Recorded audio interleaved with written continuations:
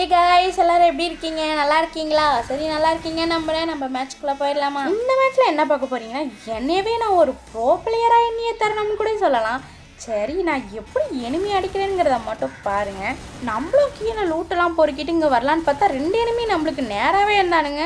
சரி, அவனுங்களே 2 பேர்த்தையும் டவுன் பண்ணி விட்டாச்சு. இன்னொரு எனிமி எங்கே இருக்கான்னு வேற தெரியல. அந்த ஒரு எனிமியை நம்ம டீம்மேட் அடிக்கிறதுக்கு முன்னாடி நம்ம அடிக்கணும்னு நானும் வெறிகொண்டு எனிமியெல்லாம் தேடிட்டு இருக்கேன். அந்த ஒரு எனிமியை தேடிட்டு இருந்தேன். சரி, எங்கே தாண்டா இருப்பான் பையன்? இவ்வளோ பேத்துக்கு முன்னாடி எங்கே போய் ஒழிஞ்சிருப்பான்னு வேற தெரியல.